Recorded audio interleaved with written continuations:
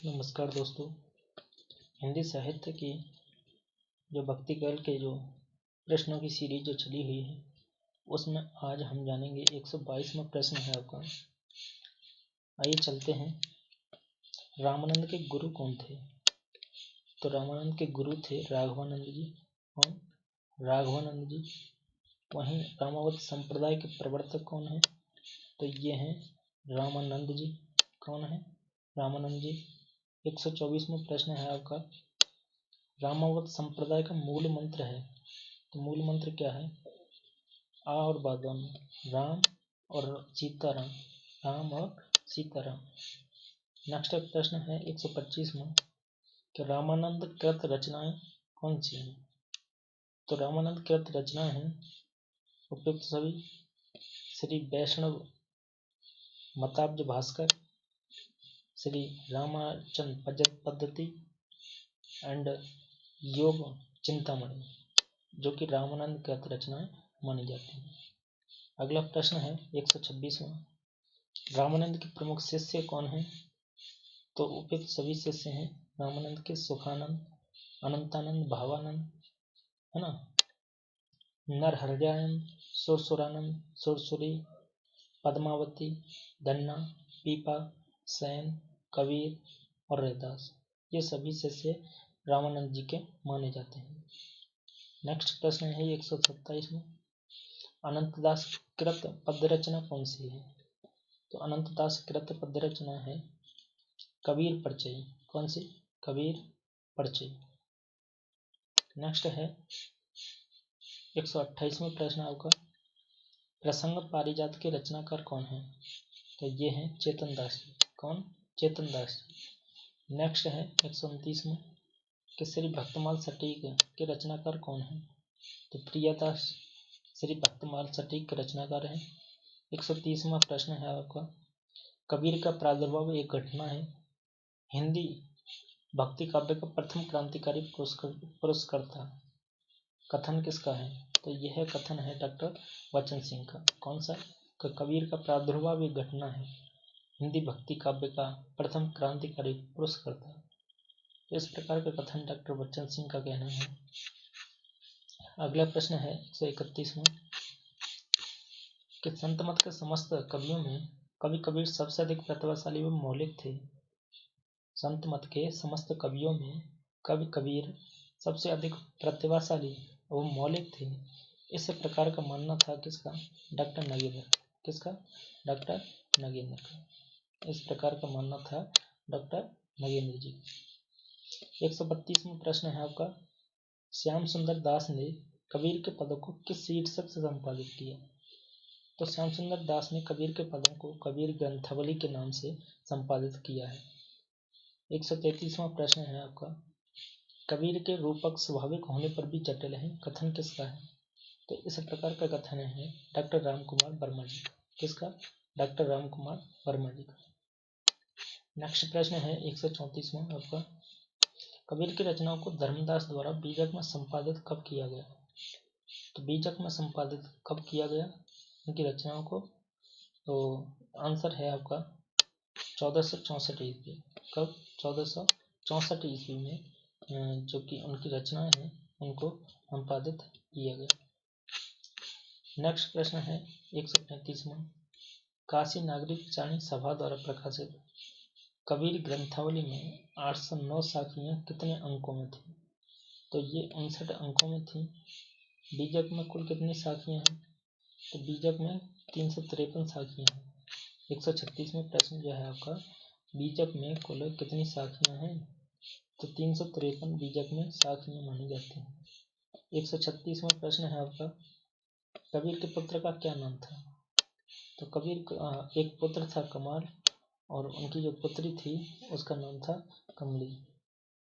तो देख लेते हैं व्याख्या कि हजारी प्रसाद द्विवेदी, हजारी प्रसाद द्विवेदी जी जो हैं वो लिखते हैं, क्या लिखते हैं कि कबीर के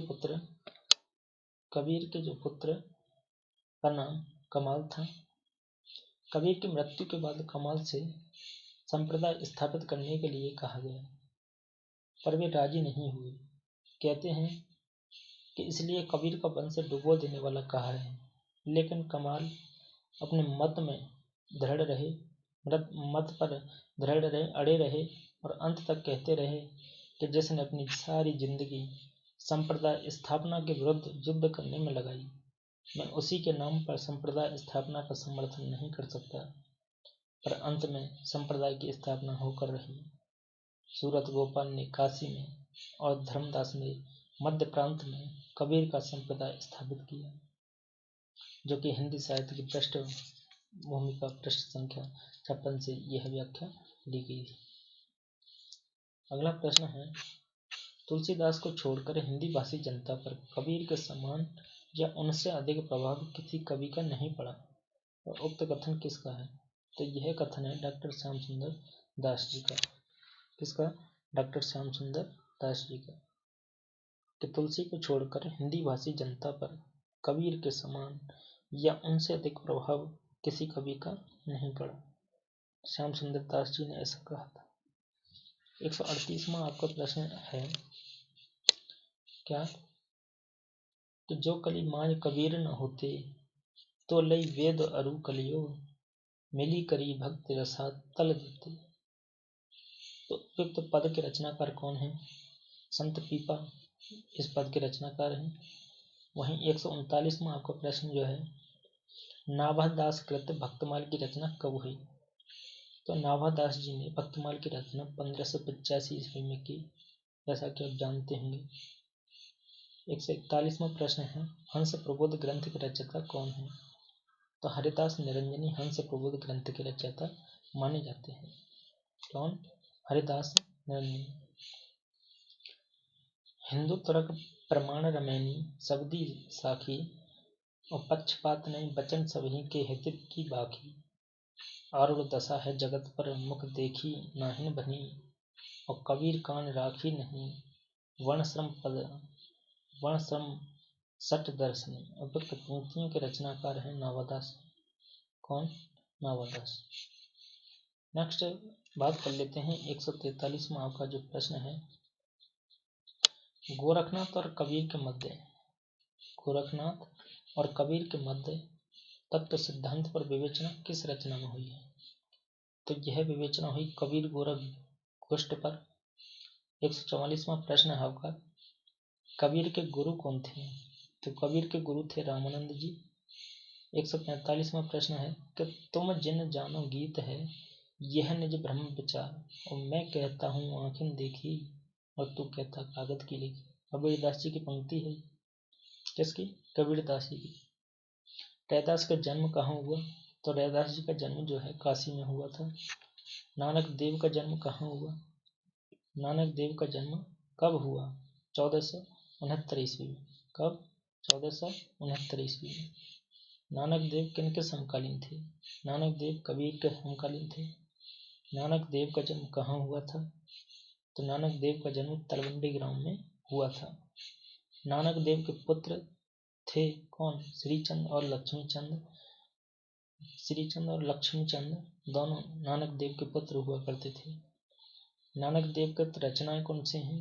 तो असादीवाद, राहिरासा, जपुजी, नसीहतनामा और सोहिला, ये नानक देव जी की रचनाएं मानी जाती हैं। निम्नलिखित में से कौन मुनींद्र जम्ब ऋषि के नाम से विख्यात हुए? मुनींद्र जम्ब ऋषि के नाम से विख्यात हुए जम्बनाथ जी। कौन? जम्बनाथ जी। मुनींद्र जम्ब ऋषि के नाम से विख्यात हुए जम्बनाथ। जम्बनाथ से संबंधित संगत कथन क्या है? ये आजीवन ब्रह्मचारी रहे, सही बात है। ये नाथ पंथ से प्रभावित थे, यह भी सही है। और इनका समाधि स्थल समराथल नाम से विख्यात है, यह भी बात सही है। 154 का आज प्रश्न देख लेते हैं कि जम्बनाथ के बचपन का नाम क्या था? तो उनका बचपन का नाम था धनराज। क्या? धनराज। 155 प्रश्न है कि गगन हमारा बाजा बाजे और मतर फल हाथी, संशय काबल गुरमुख तोड़ा, 5 पुरुष मेरे साथी। उपयुक्त पद के रचयिता कौन है? जम्बनाथ। कौन है? जम्बनाथ। नेक्स्ट प्रश्न देख लेते हैं 156वां आपका प्रश्न है कि नाथ पंथ एवं संत मत की मध्यवर्ती कड़ी किसे कहा जाता है? तो नाथ पंथ और संत मत की मध्यवर्ती अर्थात बीच की कड़ी कहा जाता है निरंजनी संप्रदाय को। निरंजनी संप्रदाय का प्रमुख मठ स्थित है कहाँ पर? डीडवाना में। कहाँ पर? डीडवाना। 158 प्रश्न है कि हरिदास निरंजनी की काव्य भाषा क्या थी? तो ब्रज भाषा थी हरिदास निरंजनी की काव्य भाषा। संत सिंगा का जन्म कहाँ हुआ? खजूर गांव में संत सिंगा का जन्म हुआ था। 160वां प्रश्न है आपका कि जल बिच कमल कमल बिच कलियां जहें वासुदेव अविनाशी, घर में गंगा घर में जमुना नहीं द्वारिका खासी। तो इस पद के रचयिता हैं संत सिंगा जी। संत सिंगा जी। गुणग्राही गोविंद गुण गावा और भज भज राम परम पद पावा। इस पद के रचयिता कौन है? हरिदास निरंजनी इस पद के रचयिता हो जाएंगे। 162वां प्रश्न है कि निम्न में से किस संत कवि की काव्य भाषा निमाड़ी थी? निमाड़ी काव्य भाषा किसकी थी? संत सिंगा महाराज की जो काव्य भाषा थी वह निमाड़ी मानी जाती है। कौन सी? निमाड़ी। नेक्स्ट प्रश्न है संत सिंगा कृत रचनाएं कौन सी हैं? तो सिंगा जी का आत्मज्ञान, सिंगा जी का आत्म ध्यान, सिंगा जी का आत्मबोध, सिंगा जी का नरद, सिंगा जी का सरद और सिंगा जी का सप्तवार। अर्थात सिंगा जी में संत सिंगा जी की जो कृत रचनाएं हैं उनमें सिंगा सिंगा सबसे पहले लगा हुआ है। तो आप जान जाएंगे कि ये सभी रचनाएं जो हैं संत सिंगा जी की हैं। चाहे उनका आत्मज्ञान हो, आत्मा का बोध हो, आत्मा का ध्यान हो, आत्मा का नरद या सप्तवार कुछ भी हो तो सब क्या हो जाएंगे? सिंगा जी की। 164वां प्रश्न की बात करें आषाढ़ी वार के रचयिता कौन है? आषाढ़ी वार के रचयिता माने जाते हैं गुरु नानक जी। कौन? गुरु नानक जी। संत सिंगा की रचनाओं में संगत कथन छांटना है। उपयुक्त सभी संगत हैं कि सिंगा जी की 15 तिथि, सिंगा जी का 12 मासा, सिंगा जी की बानी, सिंगा जी की बाणावली, सिंगा जी के दृढ़ उपदेश, सिंगा जी के भजन, ये सभी क्या है? संत सिंगा जी की संगत रचनाएं मानी जाती हैं। 166वां प्रश्न आप देख रहे हैं कि निम्न में से किस संत का जन्म अलवर के धौलीधुप ग्राम में एक मुसलमान परिवार में हुआ था? तो ये थे लालदास जी। कौन? संत लालदास जी। और संत लालदास जी की जो समाधि है वह नगला भरतपुर में है। कहाँ पर? इनका जन्म तो हुआ था धौलीधुप गाँव जो कि मुसलमान परिवार में। वहाँ पर अलवर का एक गांव है जो कि राजस्थान में पड़ता है, जबकि भरतपुर के राजस्थान के भरतपुर में एक गांव है नगला। तो संत लालदास जी की समाधि वहाँ पर बनाई गई है। आई होप दोस्तों आपको ये प्रश्न बहुत ही ज़्यादा पसंद आए होंगे। वीडियो को पसंद आई हो तो लाइक करें, वीडियो को शेयर करें अपने मित्रों के साथ, और चैनल को अगर अभी तक आपने सब्सक्राइब नहीं किया है तो सब्सक्राइब करें। धन्यवाद। और अगली नेक्स्ट वीडियो देखने के लिए क्या है कि आप हमारे टेलीग्राम चैनल से विभिन्न प्रकार की PDF भी प्राप्त कर सकते हैं जिसका डिस्क्रिप्शन में लिंक दिया हुआ है। साथ ही क्या है हमसे आप जो विभिन्न प्रकार की जैसे DSSB का एग्ज़ाम है और भी अन्य महत्वपूर्ण एग्ज़ाम है, चाहे वह TET हो, PGT हो, है ना, इस प्रकार के एग्ज़ाम्स के लिए क्या है विभिन्न प्रकार की प्रैक्टिस सेट की भांति आप इन वीडियो से कुछ लाभ प्राप्त कर सकते हैं। धन्यवाद।